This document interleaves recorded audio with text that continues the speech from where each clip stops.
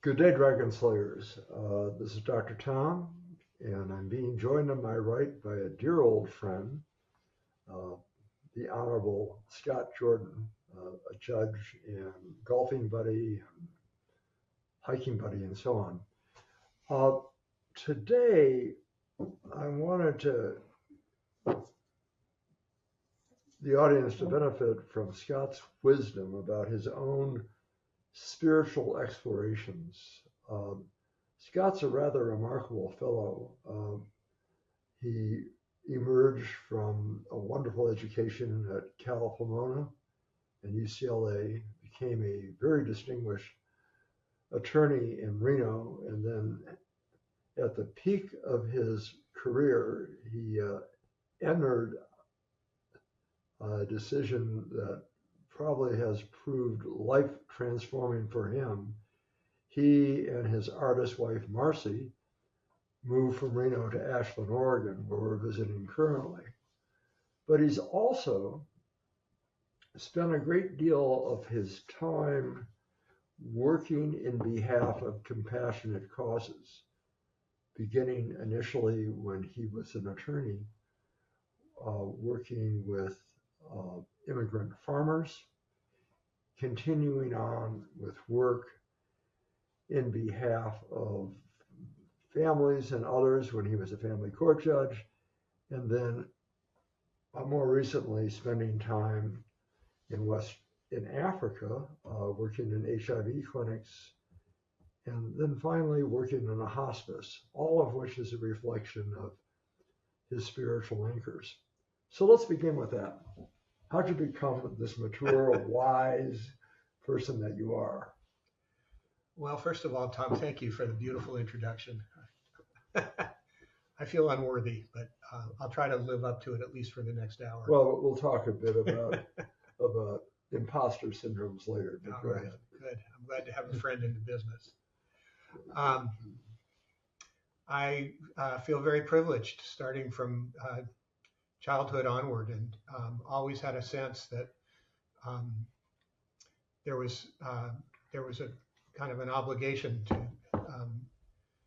having that kind of privilege, a good education,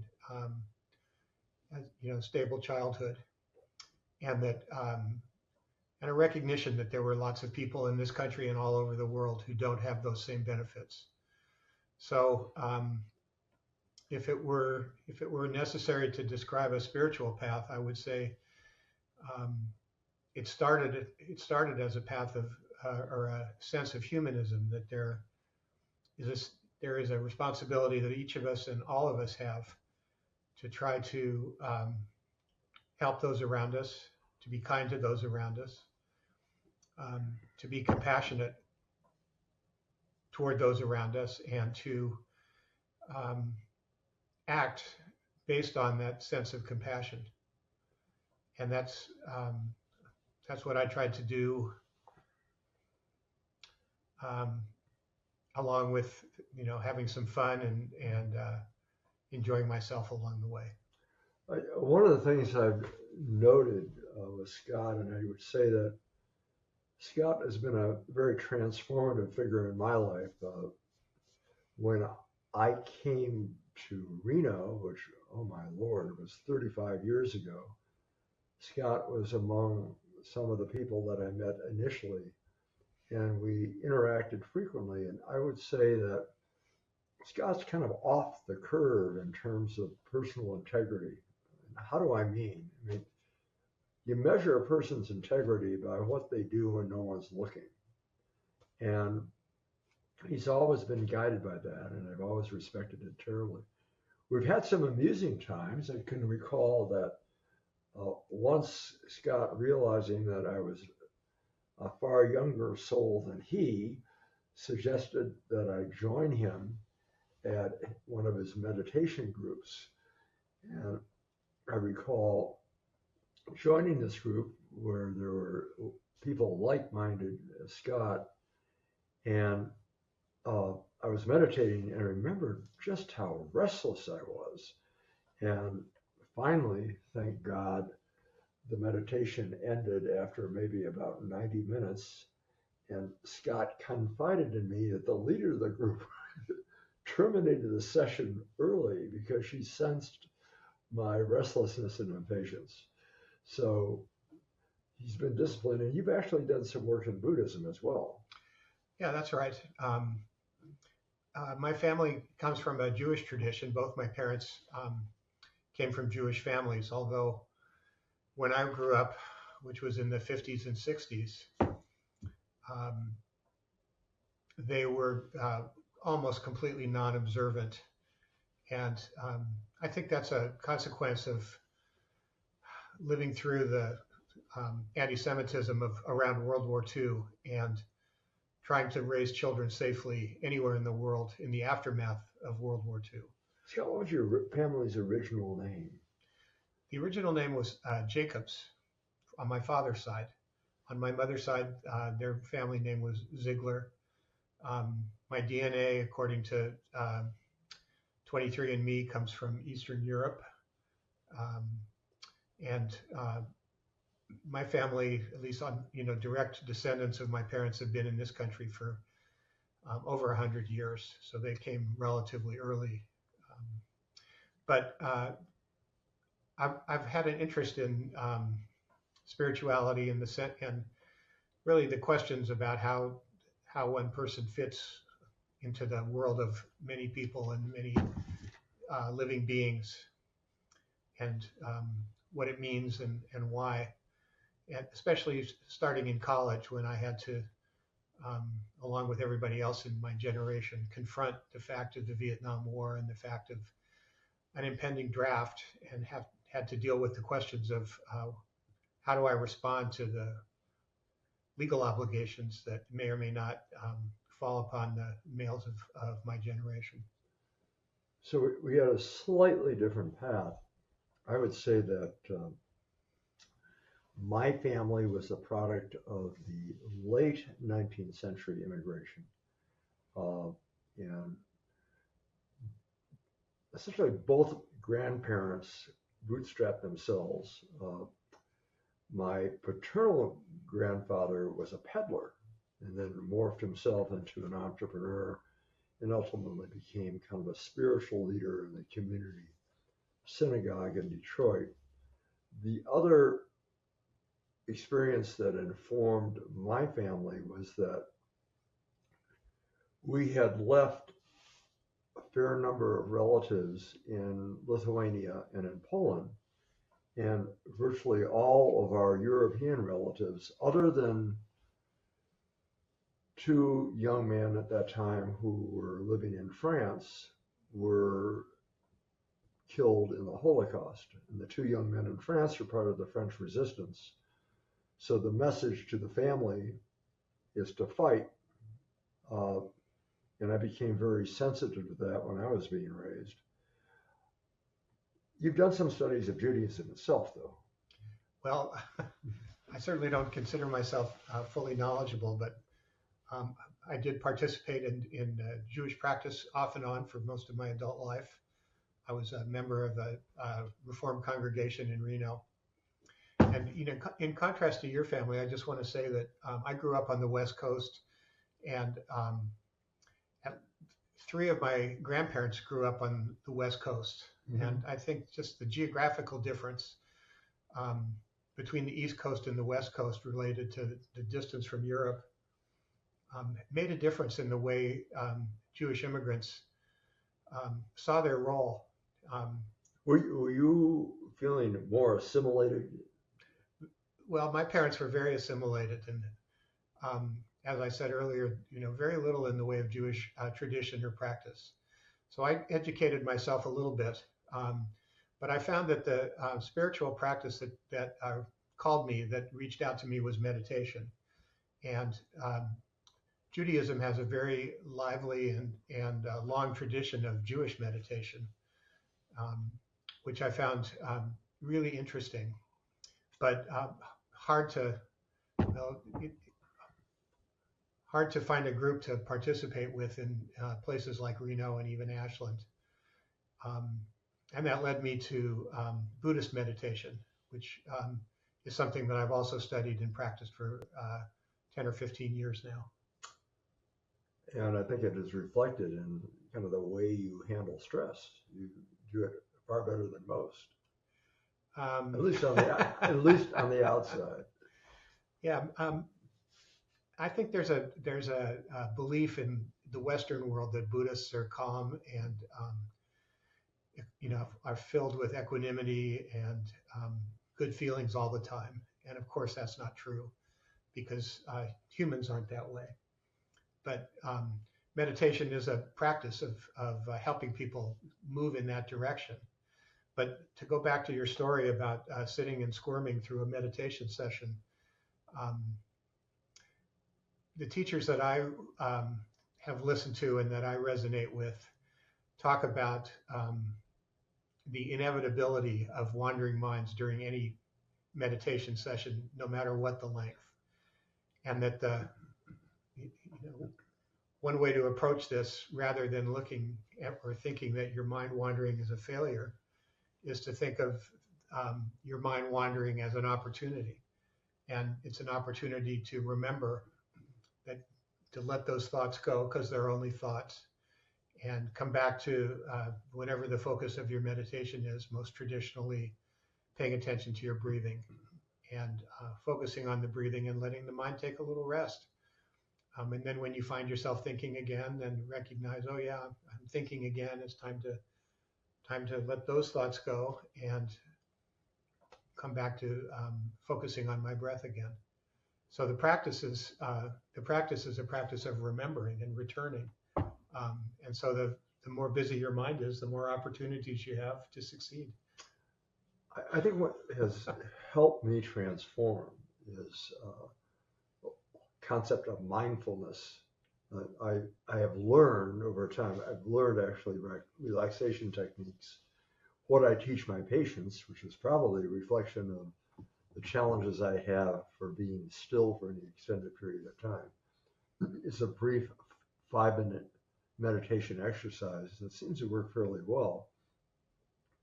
But the other thing I've learned is self-observing skills. A concept that we may share is that the thing that gets in the way is ego involvement with outcomes. And if you can, inevitably, I'm still practicing medicine at a time which I love practicing medicine. I love working with patients.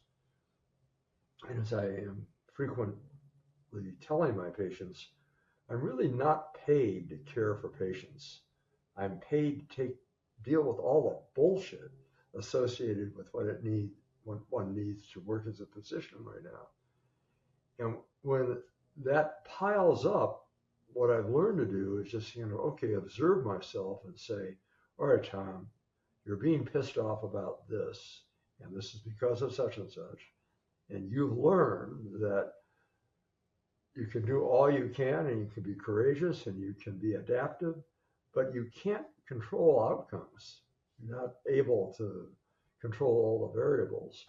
And just getting away from the delusion that we can control outcomes and say that we can deal with challenges as courageously as we can. We can look at discipline. We can look at all the various coping things that we do. And I always believe that as much as possible, if you know what the heroic path is, which often requires discipline, take it. But even if you take that path, you're not assured that you're going to emerge victorious. It's a lesson that you have to learn about life. The other question I had is, ever since I've known you, you've been what I would consider a really soulful person. Did you have one time in your life that you were transformed, or you were aware that this is the direction I'm going to take? Well, I think there was more than one. The first one that comes to my mind, which was so profound, was toward the end of college when I was a 19 or 20-year-old and had to deal with issues of the draft and the war. and making a decision for myself.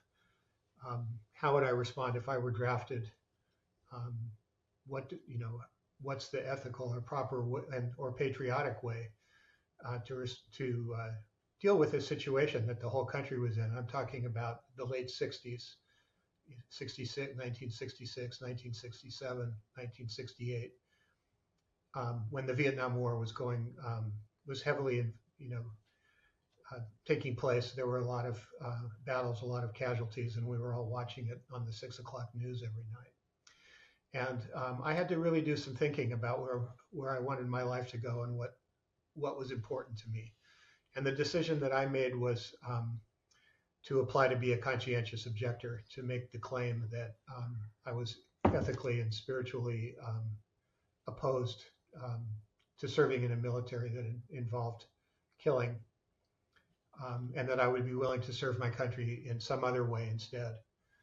And in order to accomplish that, back in those days, there were draft boards that were responsible for local areas. And if a person wanted to apply to be a conscientious objector, they would have to fill out a complicated form explaining what their beliefs were and where they came from and why they should be granted this status.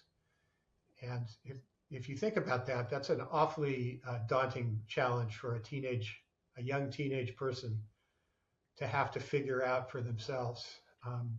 But it was really valuable for me.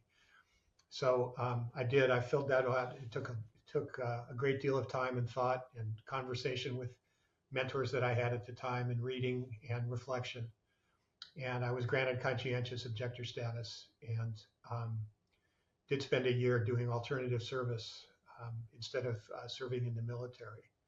So I would have to say that was the first opportunity that I had to really, really think through some important issues in my life.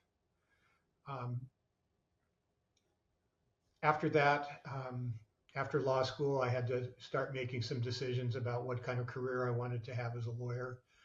And again, as Tom said, I wasn't interested in corporate law. I was interested in working on behalf of people who were struggling because of immigration status or income level or disability or race or gender.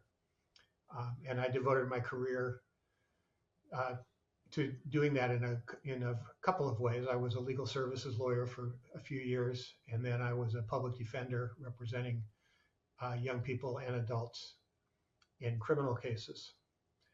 And it was a wonderful career. It was challenging in the sense that it required me to use the very best qualities that I had to fight legally on behalf of my clients, but also to serve them, to help them to make changes in their life that might be necessary for them to achieve what they wanted to achieve, getting an education, for example, or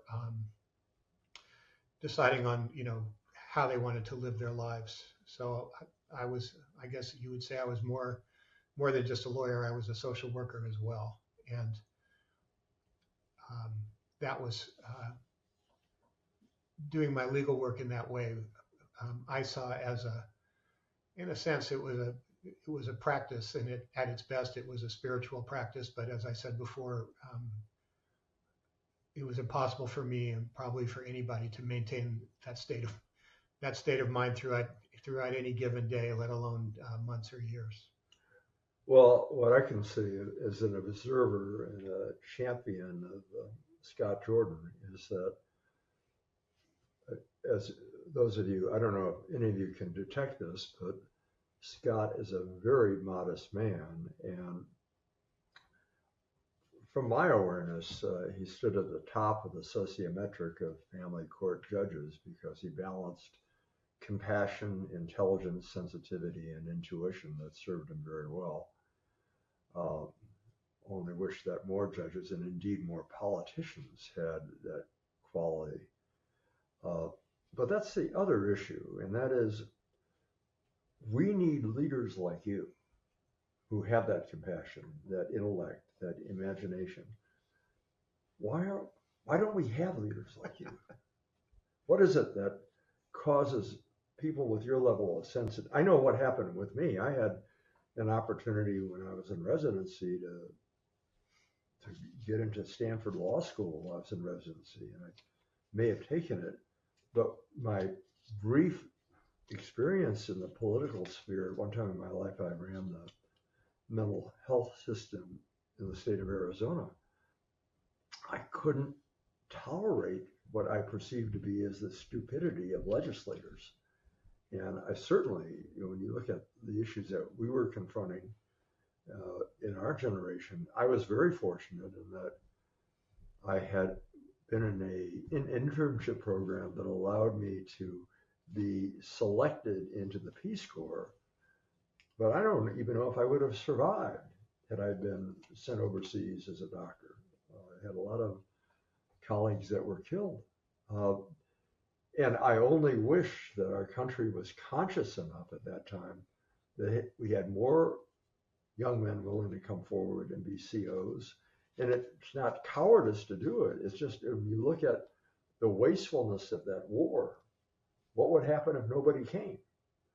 And so that is a comment I'd like you to hear. Why do people like you not ultimately get into political service? Well, that's a big topic for a long discussion, but I think we have to start from the place that, the government that we have, reflects the values of the people that choose that government. And in our country, it's a democracy and it's a capitalist system. And on at least one continuum that's important in terms of how governments run and how politicians make decisions.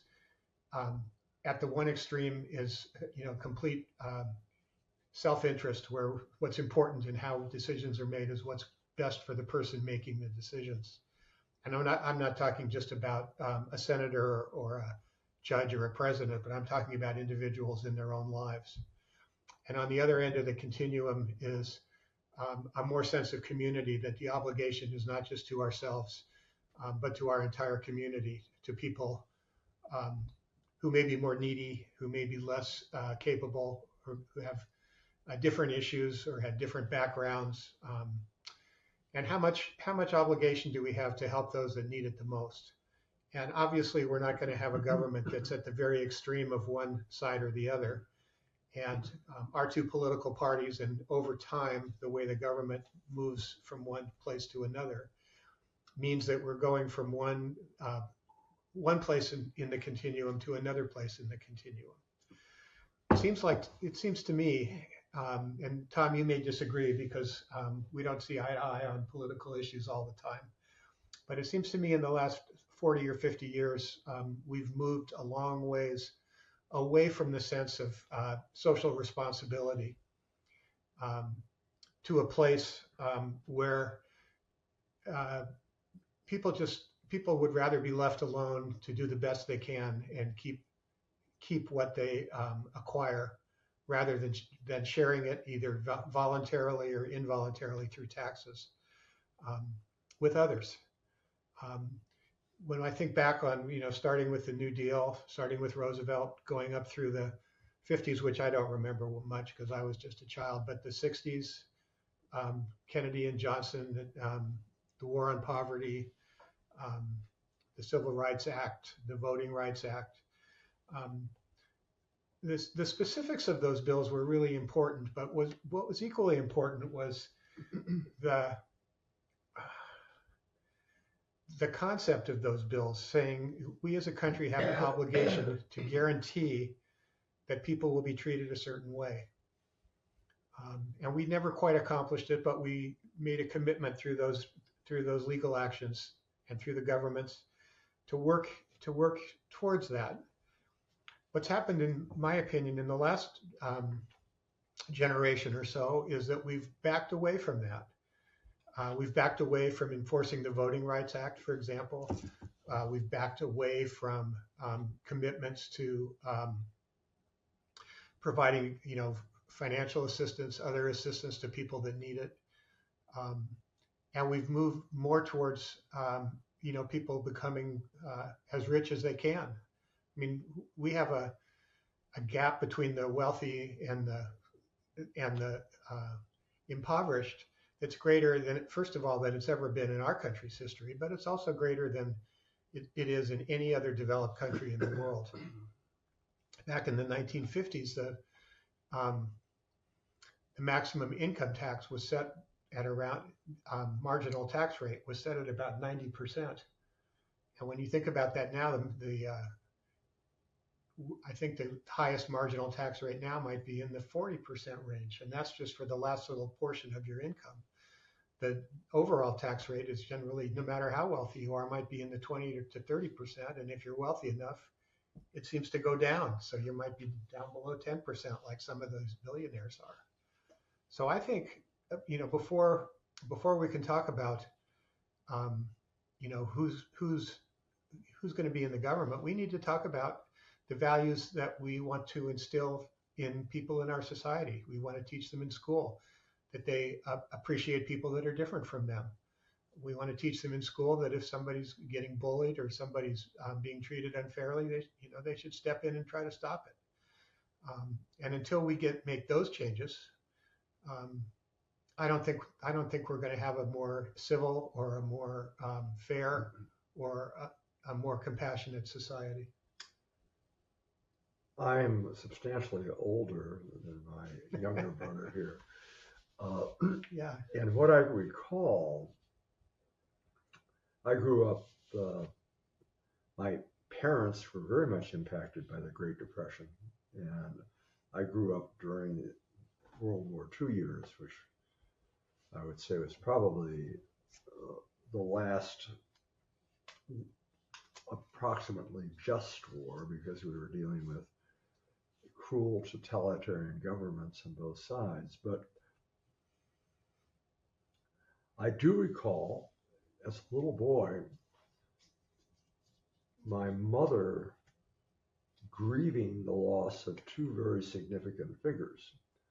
One was my grandfather, and the other was FDR. And I cannot distinguish between which was more important to her. Recalling what the government was like in the 1930s, and admittedly, I do agree that FDR may have overstepped some things. Did I say that? I said that. Yeah. I said that, but others including. I wouldn't say that. Well, I understand. Okay. The concern that America was dealing with at the time was that the majority of our country was impoverished. We didn't know where food was coming from, and FDR developed a system that said, okay, the government will provide. We're going to figure something out. And they did. And when FDR died, a lot of people very appropriately grieved him. And following that, my inspiration came when I was 19, 20 years old, standing out in the rain in Ann Arbor, Michigan, listening to John Kennedy, as a presidential candidate, give his Peace Corps speech, which inspired me so much that I entered the Peace Corps. But since then, I think we've had leaders that, for the most part, have been disappointing, have not been as inclusive as we have needed. And I think consequently,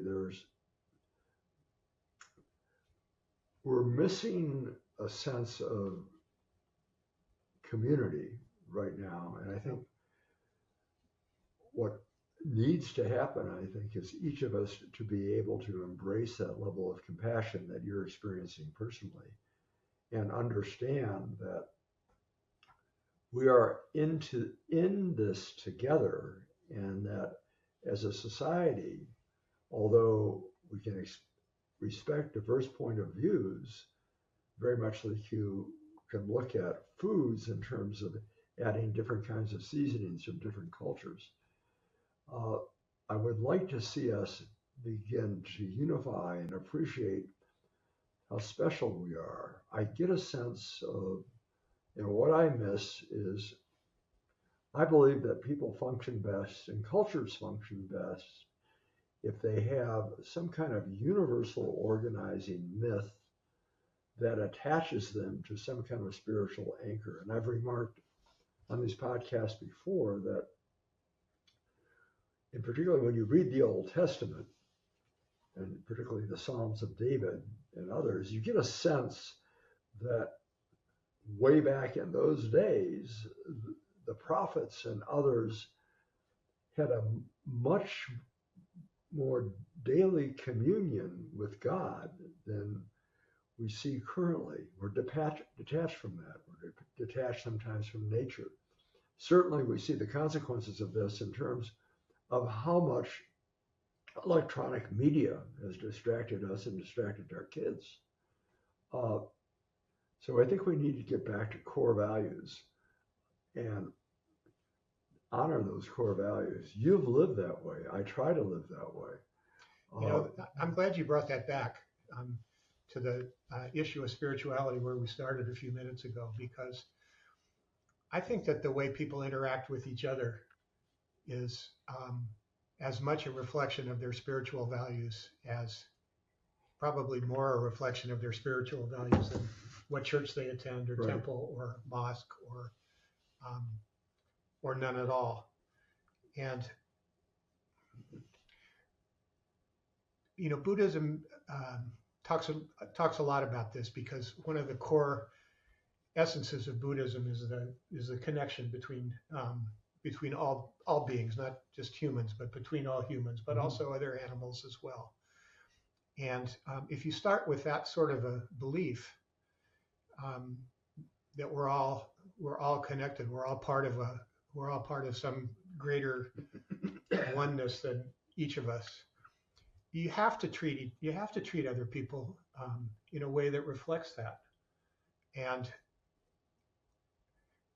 we have lost that. I mean, I think about I don't want to politicize this too much, but I think about some comments that J.D. Vance made a few weeks ago about he was trying to explain how Catholicism justifies the mistreatment of immigrants, and he talked about concentric circles of caring, where first you care for your family, and only after you've cared for your family do you care for your extended family, and once you've done that, then you can care for your community, and you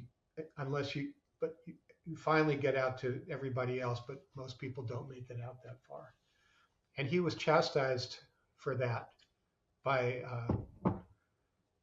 the cardinal who just recently became Pope Leo, as misunderstanding and misrepresenting the whole concept of Christian love. And one of the spiritual ideas that I have is that if you dig just a little bit, not even too deeply, what you find is that in all these major spiritual traditions, the values and the teachings are so much the same. When you get down to it, different words might be used, different practices might be used, but the values of love and caring and generosity are there in all of those traditions. Reading the Old Testament, I think there's a very powerful message that a culture is measured by how we treat our strangers. Who do we invite into the tent? Right. I totally agree. I don't know why that's so hard for people to accept. Well, I think it takes some learning. It needs. I think both of us have seen the impact of the age of narcissism on ourselves and on our children, and it's not very workable. It's community service. I can recall something you probably may remember when you and I were in Reno around the same time. I don't know if we shared this, but Reno is subject to floods. And I recall there were areas of our community that were being flooded.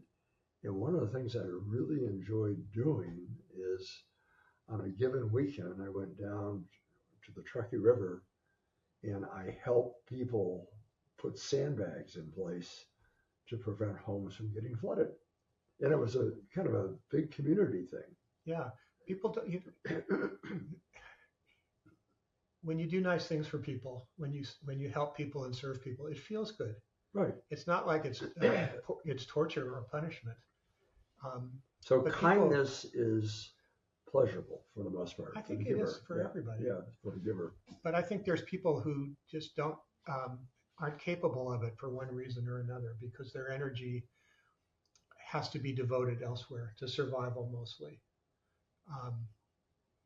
So it takes a certain level of comfort for you to be able to say, okay, now I'm grateful and I need to give back. Yeah, or I have a little time and a little energy to spare, and not just physical comforts of having shelter and food security and clothing, but psychic and emotional shelter as well. Which I saw this so often when in my time as a family court judge, where people were going through the most difficult times of their lives: divorce, losing custody of their children, domestic violence. And it took every ounce of energy and strength that they had to survive the day that they were in. Life was so difficult. And a lot of the decisions that I had to make had to do with, defining visitation and defining custody and setting time limits for when a visit should start and stop, and setting amounts of money that should be paid for child support. But also, I also saw it as part of my job to provide a little bit of safety, a little bit of a place where people could feel, where they could take a break and just take a breath and relax and think a little more broadly, rather than having to use all their energy, to survive. And that, when people are using all their energy to survive, when they're living on the river, when they don't know where their next meal is going to come from, they don't know if they're going to be deported, or if they are, if they're going to see their children again. They don't have the capability to look into the broader community. That's part of the genius of Abraham Maslow and his hierarchy of needs, which I think is still, really valid. And so if you offer people a little opportunity to, to be safer, to have a little calmness in their lives, you're going to make them, they're going to make them capable of more generosity, more compassion, and more sense of community. So taking it home, if you look at the contrast between growing up in a loving family and a supportive community, you have enough assurance to give back, to achieve, to explore, right? And to have confidence. Conversely, if you're in a community that is so chaotic that you don't have assurances of food, shelter, safety, protection from violence, it's a very different experience. Yeah, totally agree with that. And the one thing that you left out of that is, hopefully, if you're growing up in a supportive and stable home, you're getting some modeling from your parents, right, that you're part of this community and you have an obligation. I mean, I'm sure in your practice you've seen people that have come from very difficult and abusive childhoods, where those wounds have carried them, in the direction that their whole life has gone. However, what I would say is that it's rather remarkable. I've said this before. I think we can learn a lot from negative models.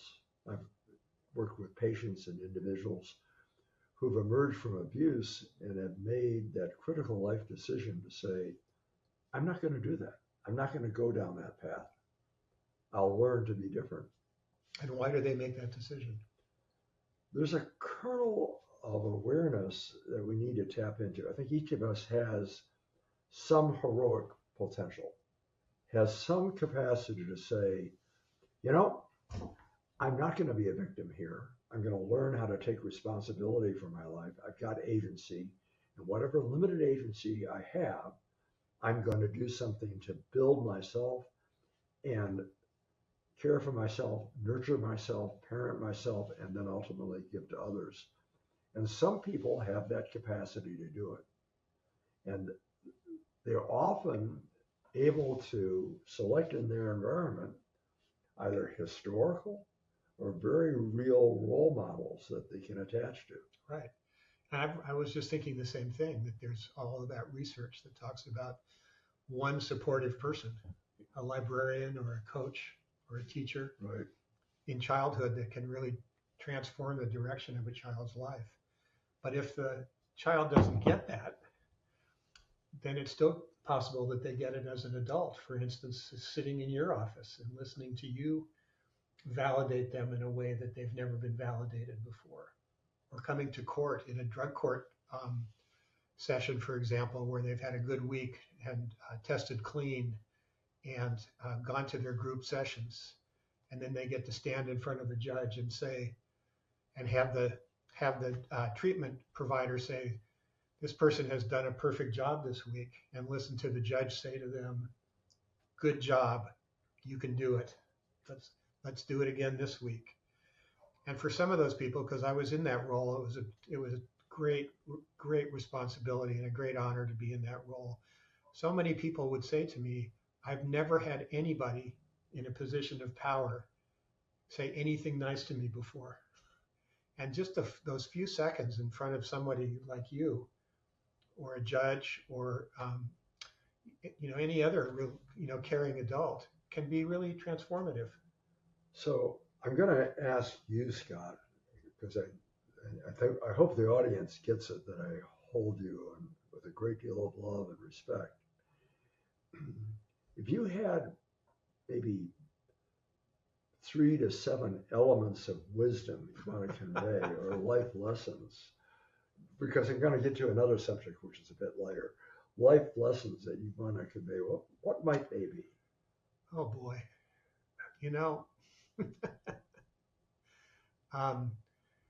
I think it was Maimonides, who was a Jewish rabbi who lived in the 14th century. Mm-hmm. He was known to be the wisest rabbinic scholar and rabbi alive at the time. Brilliant guy. Brilliant guy. He wrote a guide for the perplexed or something? Something. Yeah. And a skeptic came to him and said, you're such a brilliant scholar, you're such a brilliant Jew. Tell me all the teachings of Judaism while standing on one leg. And Maimonides just looked at him and stood on one leg and said, love your neighbor as yourself. All the rest is commentary. That's wonderful. So that's what I would say. So this is earnest, but on a lighter note, I have come to admire Scott as an elite athlete. I spent my early life as an athlete, as a distance runner, later as a swimmer. Scott and I shared that passion for swimming. You were on the water polo team at Cal Pomona. And I came to know Scott well as an elite golfer, and not me, but Scott, and he would allow me to join him, and that itself were filled with rich experiences. And it got so serious that I've often wondered if life wasn't a metaphor for golf rather than vice versa. What have you learned from golf? I really was hoping that this podcast would not turn political, but with a straight man like you, I can't resist it, because Donald Trump was just quoted in the paper 2 days ago, comparing life to golf. So may I? Go ahead. He was being challenged by a reporter for considering accepting this $400 million 747 airplane from the government of Qatar. And he said, I wish I had his exact words, but he said, life is a lot like the game of golf. If you're standing over a putt and your opponent gives you the putt, meaning concedes that you're going to sink it so you don't have to actually putt it, you take the putt and you say thank you and you move on to the next hole. And it's the same way if somebody offers you an airplane. Mm-hmm. You just take it, you say thank you, and you move on. Ah, okay. Well, does that answer your question? No, I have to say no. I would say that golf has some interesting lessons. And the most important lesson that I learned from Scott is the integrity lesson. Ultimately, you learn to keep score for yourself because otherwise you don't learn. So every stroke counts. Yeah, that's probably maybe the most important lesson. Right. And because if you don't keep your score accurately, besides what Tom said, the score doesn't matter anymore. But the people that you play with figure it out very quickly, and you don't want your friends considering you to be a dishonest person. The other lesson in golf is there's always another chance. If you hit a really terrible shot, the worst shot, like Thomas hit a time or two, takes 2 bounces and goes right in the pond. So you can hit again. You can try it again. I have one amusing story. I participated once in a golf league called the Thursday Afternoon Excuse. Did you know about that group? No. So it's a group that met at a local golf course, actually Washoe County Golf Course, which apparently was a site of one of the Opens where Ben Hogan played at one time. That was a New Deal FDR project. Yeah. Made by the it was an airfield, wasn't it? Yeah, something like that. Might have been. Yeah. But it was built as a golf course in the 30s. So here's novice golfer Tom, and I'm standing at the first tee box with all these guys around me, and I'm a bit uptight, and I line up this ball, do a full swing, and hit a tree about 30 feet in front of me, which rebounded back over everyone's head. And I sheepishly took another shot from the tee. And I said to myself, thank God nobody knows me here. Yeah. So I finished the round. It was not quite as bad as all that. I salvaged it. And I was shopping at a local grocery store, the neighborhood Rayleigh's. And glad that nobody saw me there. And as soon as I enter the store, I hear this guy shout across Rayleigh's, I know you. You're the guy that hit the tree. So there's no hiding your golf game. It's true. It's true. Yeah, it's great. It's a good relaxation, but I don't know if it reflects life. Okay. Well, Scott, I, in behalf of our audience, thank you so much for joining us. I hope we can have more dialogue such as this. I enjoyed it. It's an honor. And the feeling of warmth and respect is definitely mutual. Thank you so much. Okay, so folks, I hope this has been enlightening for you. I look forward to seeing you next week. Continue on. Be well. Thank you.